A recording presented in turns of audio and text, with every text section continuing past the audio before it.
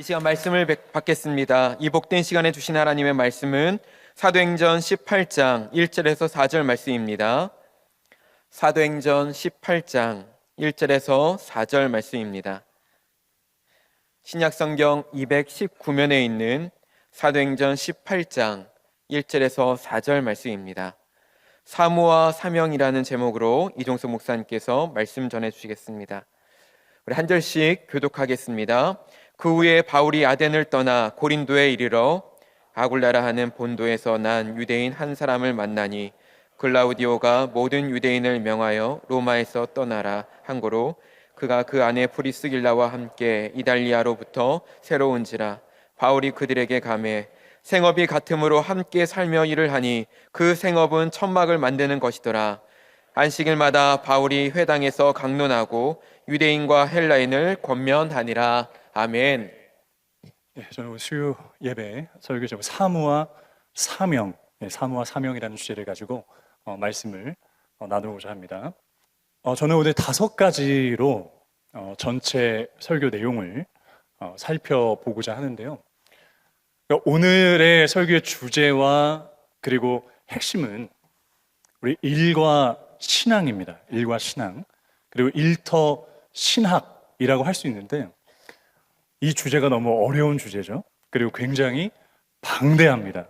그래서 오늘은 시간적인 제한도 있고 짧게 거대한 명제를 여러분에게 좀 던져 드리려고 합니다. 그리고 큰 성경적인 원리를 우리 함께 나누는 시간으로 그렇게 생각하시면 되실 것 같고요.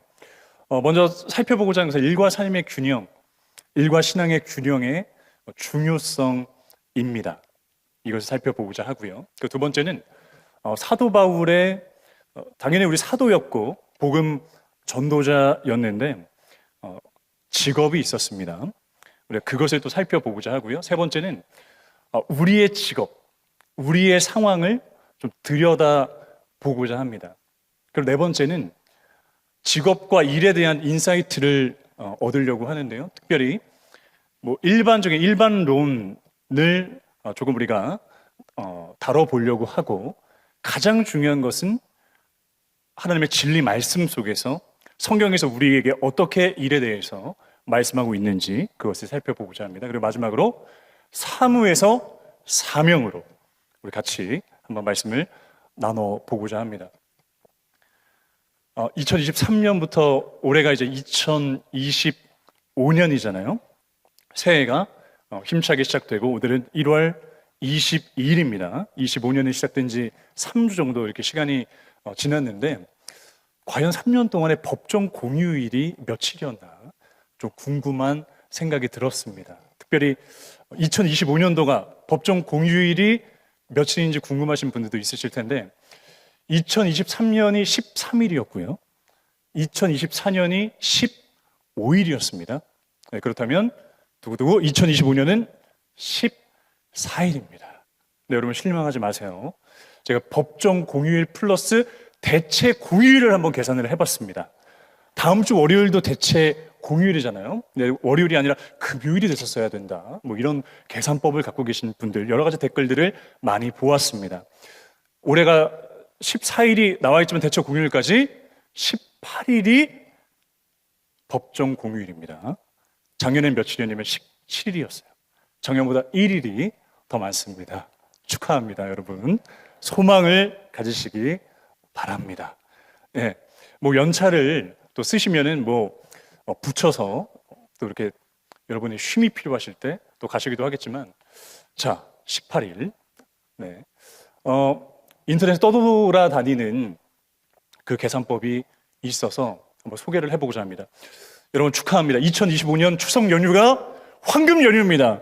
그래서 이렇게 바둑돌을 놓듯이 금요일에 연차 추천, 이 블로거가 이때 연차 추천을 하는 거예요.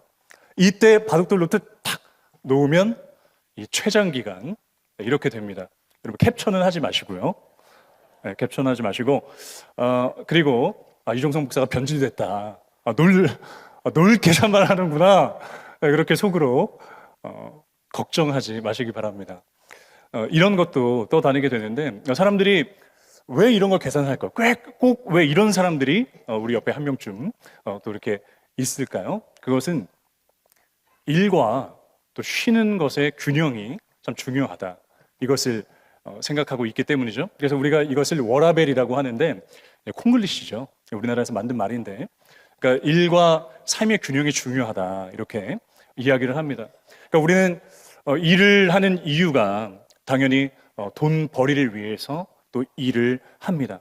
또 자녀들의 뒷바라지를 위해서 또 일을 하죠. 그리고 우리는 원래 일을 하기 위해서 또 창조 질서 속에서 그렇게 또 지어졌기 때문에, 그래서 일을 하면서 나의 정체성을 찾고 또 나의 의미를 찾고 또 이런 분들도 있으십니다. 그래서 일을 하죠. 자아 실현을 위해서 또 일을 합니다. 미래를 위해서 일을 합니다. 그런데 그렇게 우리가 꾸준하게 일을 하고 막 과로하고 그러면 우리가 살 수 있을까요? 그러니까 쉼이 필요하다는 것이죠. 그래서 우리가 납품 기일이 막 다가옵니다. 그래서 야근을 하죠. 그런데 우리가 바라는 거는 이걸 빨리 다 납품하고 마지막에 또 쉬는 날이 다가오니까 좀 버틸 수 있다. 이제 이런 마음으로 또 버티기도 하고, 막 야근을 또 길게 합니다. 막 감사가 다가옵니다. 막 그러면 두근두근하는 마음으로 하지만 또 우리가 쉴 것을 또 생각하면서 자녀들과 함께 보낼 것을 생각하면서 내가 평소에 하고 싶었던 것을 상상의 나래로 막 펼치면서 또 버티고 또 일을 하기도 하죠. 근데 오늘 이 수요 설교 시간에 제가 처음에 그 목차도 보여드렸듯이 일과 삶의 균형, 워라벨이라고 하는 이것도 너무나 중요하지만 저는 일과 신앙의 균형이 너무나 중요하다. 아멘. 일과 신앙의 균형이 너무 중요합니다. 그래서 우리의 시선이 이제 일과 삶의 균형, 나의 질서, 내 가정의 밸런스에 이것도 중요하지만 이것도 우리가 많은 지혜와 총명이 필요하지만 그러나 이 세속 가운데서 우리가 어떻게 일과 신앙의 균형을 이루며 살지 그것을 한번 나눠봤으면 좋겠습니다. 오늘 설교 제목에서도 나오는 사무라고 하는 뜻을 보면 맡고 있는 직에 관련된 모든 것을 다루고 처리하는 여러 활동 이렇게 되어 있습니다. 그러니까 사무라고 하면은 딱딱한 책상을 놓고 PC가 있고 뭐 노트북이 있고 대부분 그걸 사무직이라고 그렇게 얘기하지만 쉽게 말해서 개인에게 주어지는 일이죠. 개인 일, 개인 업무 이런 것들이 사무라고 할 수 있습니다. 근데 오늘 제가 직업적인 것을 이렇게 말씀을 드렸는데 개인에게 주어지는 그 일들이 있잖아요. 근데 정말 주부님들, 우리 가정 주부님들도 개인적으로 많은 일들이 주어집니다. 저도 가사 노동에 가끔 참여할 때가 있습니다. 네, 전업주부화 또 이렇게 될 때도 있는데 그러니까 그렇게 일을 하잖아요. 가정 일을 하면은 한 3가지가 이렇게 힘들더라고요. 근데 집안일을 도와주면은 생각보다 시간이 부족해요. 시간이 하루가 금방 가요. 그리고 두 번째는 뭐냐면 이렇게 가정 일을 하다 보면은 일을 해도 티가 안 납니다. 그리고 세 번째가 각 가족들에게 감사를 받아요. 감시를 받는 것 같아요. 네. 왜 건조기는 안 돌려서 내일 입고 가야 되는데 왜 건조대에 널어놨어? 지금 겨울이라서 잘 마르지도 않는데 난방비를 아끼고자 바깥에 베란다에 그렇게 널면서 못 말렸어. 그리고 가족마다 양말 접는 법, 그리고 여러 속옷 정리법, 그리고 뭐 위아래 정리하는 법 다 이게 좀 다르더라고요. 그래서 정말 티가 안 나는 게 집안일이구나. 그런데 힘을 내시길 바랍니다. 이렇게 개인에게 주어진 일, 정말 이것이 집안일이고 가정의 일이라고 할지라도 하나님께서 우리에게 소중하게 주셨다는 거예요. 그것을 이따가 또 살펴보고자 합니다. 오늘 본문 말씀에서 바울도 직업을 가지고 있었다라고 시작을 하고 오늘 본문 말씀이 그렇습니다.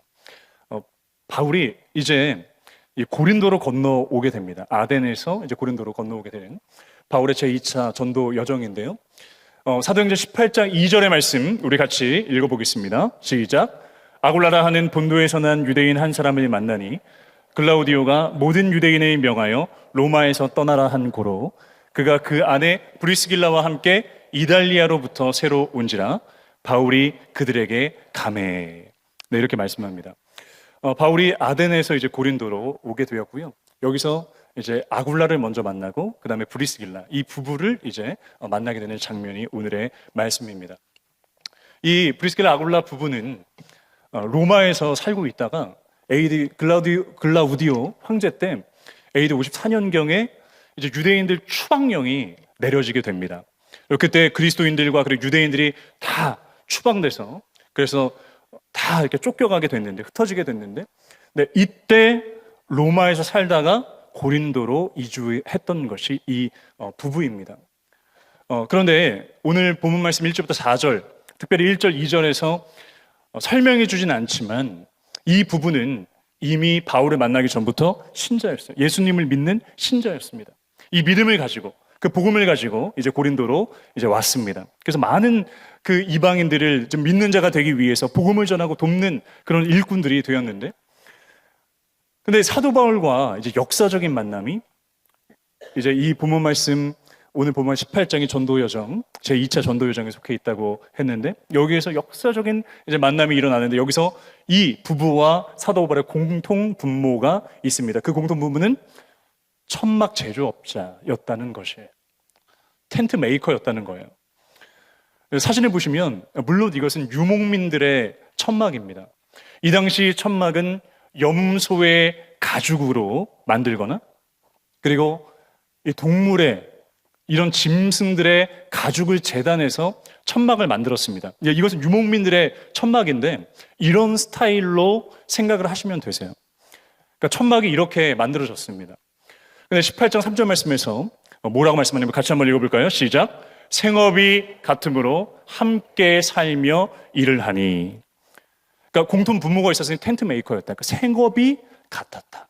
천막 제조업자였다. 그래서 이 운명적인 만남이 이렇게 이루어지게 됐는데 천막을 만드는 것이었더라.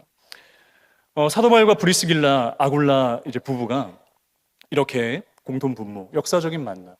근데 먼저 사도행전을 통해서 우리는 이 바울의 고향이 어디였는지 알 수 있습니다. 타르수스, 바로 다소가 바울의 고향이었고요. 이 바울의 고향은 어떤 직물과 천막, 이 제조업으로 이것을 만드는 것으로 굉장히 유명한 그런 도시였어요. 그러니까 거기에서 또 자란, 물론 가말리엘 그 문화에서 엘리트 교육을 또 받았지만 그의 태생적으로 그 지역적인 영향을 받아서 그가 이러한 것을 습득하게 되었고, 그리고 말씀 속에 생업이 같음으로 이렇게 말씀하고 있습니다. 그리고 제가 앞서서 언급해 드렸듯이 이 부부는 믿음이 있는 그런 부부였죠. 그래서 바울이 이 고린도에서 이 부부를 찾아갑니다. 이 부부를. 왜냐하면 이 부부가 텐트 점포를 운영하고 있었기 때문에, 그러니까 천막 제조업, 천막 가게를 하고 있었기 때문에 이들에게 가서 협조를 구한 것이에요. 협조를. 근데 제가 마치면서 살펴보겠지만 이 협조는 우리 같이 돈 왕창 한번 벌어볼까요? 2025년에 대박 한번 터져볼까요? 우리 진짜 분점도 막 내고 체인, 프랜차이즈 한번 해볼까요? 이런 것들 때문에 동업하자, 이런 의미는 아니었습니다. 생업이 같음으로, 그리고 특별히 예수님을 믿는 그 믿음으로 하나 되어, 그리고 같이 집에서 살면서 생활하면서 그 바울은 계속해서 더욱더 깊은 하나님의 말씀을, 예수 그리스도의 말씀을 또 해석해 주었을 것이고, 이들은 더욱더 복음으로 무장되고 더욱더 진리로 무장되어서 그들이 더욱더 천막 짓는 자로 놀라운 역사가 일어나게 됐던 것이죠. 협조 부탁을 했던 것입니다. 그래서 이렇게 이 천막을 짓는데, 사실 이 당시에 천막 제조업자 하면 굉장히 부유층이었다고 해요. 많은 돈을 벌었던 것이 사실이라고 합니다. 그러니까 이때 당시에 막 극장에도, 연극을 하는 곳에도 납품을 하고, 그리고 해변가도 그렇고 여러 관람객들이 있는 그런 곳에, 그리고 군인들에게도 이 천막을 납품했기 때문에 그래서 많은 돈을 벌었던 것이 사실입니다. 굉장히 다양하게 이 천막이 쓰임을 받았다고 해요. 어쨌든 이들은 천막 제조업자, 그리고 다른 직업을 가지고 있었던 사람들에게 또 이런 천막을 판매함으로써 또 그들이 이용하게 하는 다른 여러 종류의 그 직업을 가진 사람들에게 그렇게 했다는 것입니다. 저는 궁금했어요. 우리 대한민국 직업 종류의 수가 얼마나 될까? 최근 통계를 보면 16,891개가 이 직업이 있습니다. 예. 여러분 전혀 지금 16,000 적죠? 예. 그런데 이것을 그래도 조사 한번 해봤다는 거에 예. 조금 이렇게 반응을 해주셨으면 감사하겠습니다. 그리고 통계청에 감사드립니다. 통계청. 네, 제 따끈따끈한 통계청 자료입니다. 그 아래 자료를 보시면 대한민국 취업자 수 2,869만 3천 명입니다. 취업자 수가. 네. 통계청 감사합니다. 그리고 대전, 우리 동구, 중구, 서구, 유성구, 대덕구의 취업자 수는 79만 2천 명입니다. 네, 정확한 통계청에. 그런데 저는 이 자료가 참 감사했던 게 무엇이냐면 오늘도 여러 직업군에서 아침부터 출근하셔서 그리고 이 새해 얼마나 업무가 많으십니까? 분명히 어제 뭐 늦은 밤까지 또 야근하신 분들도 있으시고 그리고 여러 가지 마음 졸인 분도 있으시고 그리고 우리 박정주 원사님 아까 기도해 주셨지만 정말 인간 관계 때문에 우리가 출근할 때도 콩닥콩닥하는 마음으로 또 되고 오늘 다시 한번 좀 부딪혀 보자. 오늘 다시 한번 쇄신해 보자. 막 그렇게 부딪혔다가 긴장감을 가지고 다 마치고 오늘 이 자리에 앉아 계신 분들도 굉장히 많으실 텐데 이 자료가 참 감사했던 게 우리 대전의 여러 직업군들을 다 볼 수가 있었어요. 여러분들께서 어디에 속해 있으신지 물론 저는 이제 종교 카테고리에 속해 있는 또 그런 목사인데 그렇게 다 속하셔서 지금 일을 하고 계십니다. 79만 2천 명 이렇게 취업자 수 이렇게 되어 있습니다. 그런데 우리가 이런 그 다양한 일을 하면서 과연 어떤 자세로 임해야 될 것인가? 그러니까 특별히 나라 시국과 정국이 지금 굉장히 어려울 때에 우리가 눈을 돌리면 너무 재미없다. 눈을 돌리면 마음이 아프고 눈을 돌리면 속상한 일들이 많이 벌어지고 있는 이 때에 우리가 어떻게 우리에게 주어진 일에 집중하면서 또 하나님께서 우리에게 부르신 그 소명과 사명을 그곳 가운데 펼칠 수 있을까? 그것에 대해서 많은 물음표를 갖고 있는 분들이 있으실 거라고 생각을 합니다. 그래서 우리가 인사이트 중에서 팀 켈러 목사님의 일과 영성이라는 그 책이 있습니다. 물론 읽어보신 분들도 있으실 텐데요. 저는 오늘 말씀을 준비하면서 이 일과 신학에 대해서 여러 좀 책들을 보았습니다. 그런 책들을 보았는데 거기에서 이 일은 우리가 일해야 되는 것은 하나님의 창조 질서라는 것이죠. 왜냐하면 하나님께서도 창조하셨을 때 일하셨던 것이고 말씀으로 창조하셨지만 하나님께서 일하셨던 것이고 마지막 날에 하나님께서 무엇을 하셨습니까? 안식을 하나님께서 취하셨죠. 그래서 우리가 지금도 제7일 안식일처럼 토요일을 안식일로 지키고 있지 않지만 우리가 월요일부터 토요일까지 열심히 일하고 그리고 주일날 쉬고 이 예수님의 날에 주님의 날에 우리가 예배를 드리는 그 원리를 계속 가져가고 있습니다. 이 원리 그리고 또 이렇게 일을 하면 안식을 하게 되는 원리 그리고 하나님께서 우리에게 일을 주셨어요. 청지기적 사명을 주신 그 원리 그것을 여러 책들에서 다 다루고 있습니다. 근데 일과 영성에서는 일반적으로 우리가 어떤 자세를 가지고 취하고 더욱더 발전시키고 더욱더 일터 가운데서 그렇게 분별을 가지고 살아갈 수 있는지를 제시하고 있었는데요. 그것을 정리한 것을 가지고 왔습니다. 제가 읽어드리겠습니다. 일은 단순한 밥벌이가 아니라 소명이다. 따라해볼까요? 소명이다. 일은 사람을 존엄하게 만든다. 하나님의 사역 패턴에 따라 일해야 한다. 크든 작은 일이든 소중하다. 일은 종류에 상관없이 모두 고귀하다. 자신만을 위해 일하지 말고 하나님과 세상을 위해 땀방울을 흘리라. 회사 신우회에 참석하는 선에서 만족하지 말라. 이건 세상 일이고 저건 하나님의 일이라는 이분법을 배격하라. 구원의 확신을 가슴에 새기고 열정을 품고 일하라. 그러니까 크게 전달하고 있는 메시지를 한번 정리를 해봤더니 이렇게 요약이 되더라고요. 오늘 이 자리에 우리 취업을 준비하는 우리 젊은이 부서 그리고 지금 열심히 기도하는 많은 지체들이 또 있는 줄 압니다. 거기에서 또 우리가 취할 수 있는 것들이 이렇게 있습니다. 이건 세상 일이고 저건 하나님의 일이고 이분법을 배격하고 하나님께서 나에게 청지기의 사명을 주셨다는 것을 믿고 그리고 구원의 확신을 가슴에 새기고 열정을 품고 한다는 그 일반론에 대해서 우리가 참 배울 수 있습니다. 근데 이 책을 읽으면서 또 굉장히 또 하나 배우게 되고 또 인사이트를 얻게 되는 것은 무엇이냐면 이 요약한 것에서 나오지만 사소한 일은 없다. 다 중요하다.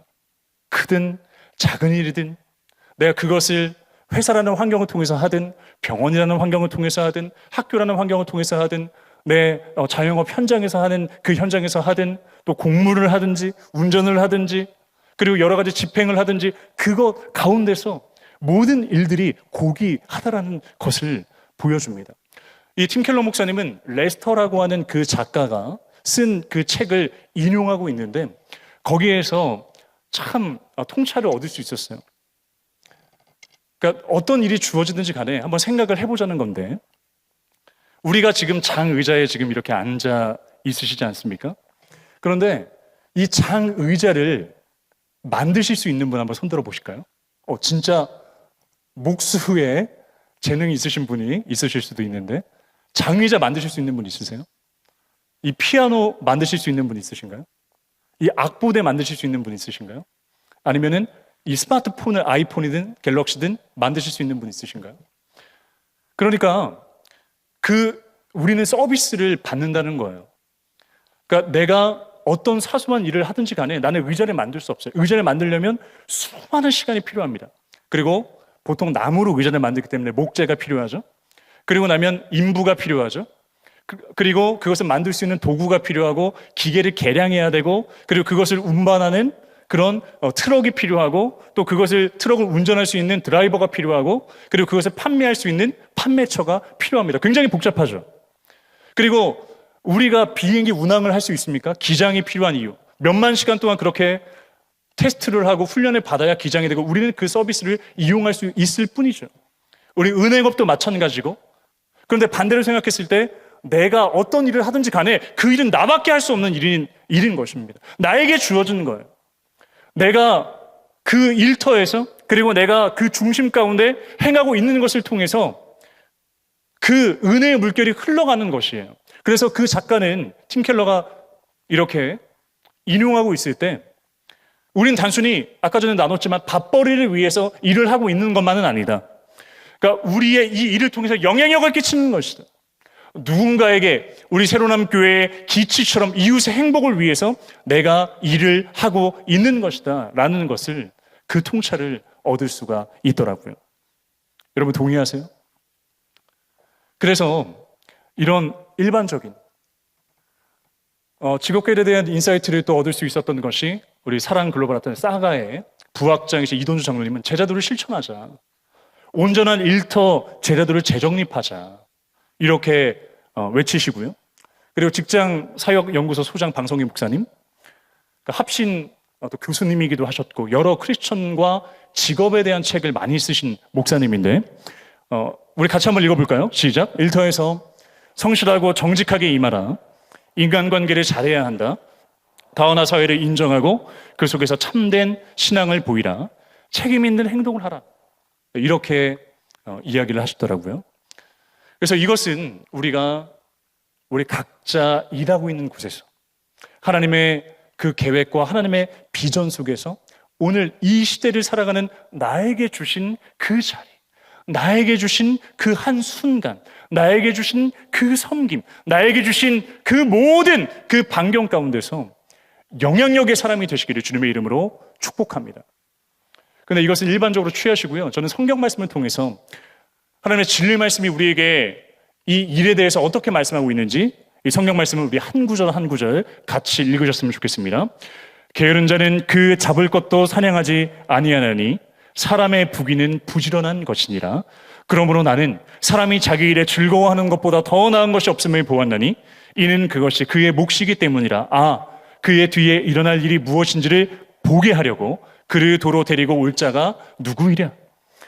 요한복음 말씀 같이 있습니다. 때가 아직 낮음에 나를 보내신 이의 일을 우리가 하여야 하리라. 밤이 오리니 그때는 아무도 일할 수 없느니라.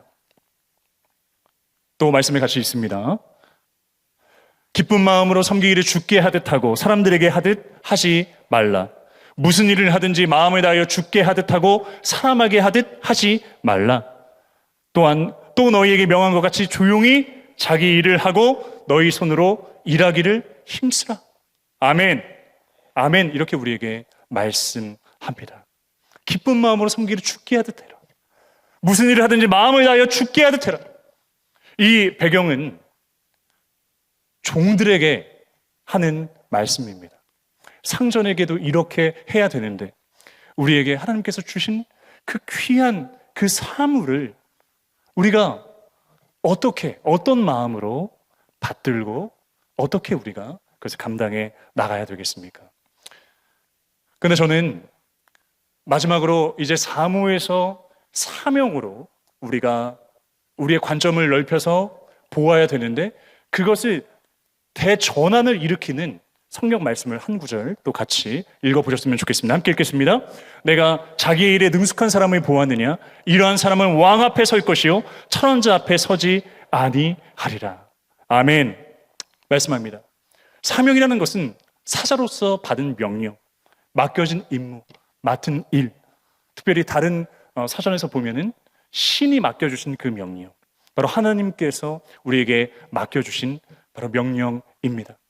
그래서 우리가 사무에서 사명으로 옮겨가야 되는데요. 같이 한번 따라해 보겠습니다. 사무에서 사명으로 조화를 이루면서 더욱 우리의 영적이고 그 신앙의 무게 중심을 사명으로 이제 싣고 가야 되는 것입니다. 내가 자기 일에 능숙한 사람을 보았느냐? 그는 천한자 앞에 서는 것이 아니라 왕 앞에 서게 될 것이다. 아멘. 말씀합니다. 그렇다면 우리의 일, 사무에도 능숙하면 왕 앞에 서게 될진데 우리 영적인 일, 영적인 사명 여기에 우리의 방점을 찍는다면 하나님께서 우리의 왕 되신 그 주님 앞에 세우시지 않겠습니까? 우리 사명을 감당할 때 주님께서 그분 앞에 세우실 줄을 믿습니다. 지금 시국이 너무 어렵고요. 그리고 저마다 어려운 그 기도의 제목, 아까 대표기도 기도해 주셨을 때의 그런 인간관계 또 그것 이외에 여러분들이 정말 주님 앞에만 쏟아놓는 그런 어려운 많은 일들이 있습니다. 특별히 우리 자영업자분들 얼마나 어려우십니까? 우리 주님 앞에 지금 얼마나 부르짖고 있습니까? 주여 제 길이 어디에 있습니까? 주님 저에게 맡겨주셨는데 제가 이것을 확신하고 주님 앞에 나아가는데 주님 저는 계속 흔들리고 있습니다. 주님 저에게 확신을 주시옵소서. 정말 저에게 사명으로 또 맡겨주셔서 이것을 통해서 또 주님을 더욱더 섬기기를 원하는데 주님 저에게 분명히 주의 뜻을 밝혀주시옵시고 지금 나갈 수 있는 담대함을 주시옵시고 길을 열어 주시옵소서. 2024년도에 막혔던 그 길을 2025년도에 열어 주시옵소서. 기도하시는 분들이 얼마나 많으십니까? 우리 사랑하는 자녀들도 그러한 사물을 감당해 나갈 때에 주여 우리 자녀들을 도와주시옵소서. 주님께서 등을 밀어주시고 일을 허락하시고 그 주님께서 길을 여시고 일을 성취하여 주시옵소서. 얼마나 여러분 기도하고 각 직종에서 그렇게 주님 앞에 부르짖고 간구하고 계십니까? 여러분 힘을 내시기 바랍니다. 여러분 주님께서 너는 내게 부르짖으라 말씀하고 계십니다. 그렇기 때문에 우리는 기도로 주님 앞에 매달려 흔들림 없이 나아가시는 2025년 되기를 주님의 이름으로 축복합니다. 여러분 주님께서 여러분에게 주시고자 하는 것은 재앙이 아닙니다. 미래와 희망을 주는 것이니라. 여러분 우리가 이 희망을 어디서 얻을 수 있습니까? 오직 주의 진리 말씀밖에 없습니다. 하나님 주의 약속의 말씀이 땅에 떨어지는 것이 없습니다. 주님께서 우리에게 재앙을 주신다 말씀하지 아니하시고 미래와 희망을 주신다 말씀하셨사오니 내가 강력하게 그 말씀 붙들고 나아갑니다. 주여 내게 힘을 주시옵소서. 우리 서로를 돌아보시면서 각자의 위치에서 사무와 사명을 능히 감당하고 계시고 특별히 우리 모든 분들 다 힘드시지만 우리 자영업 하시는 분들 힘내시고 박수 한번 보내주셨으면 좋겠습니다.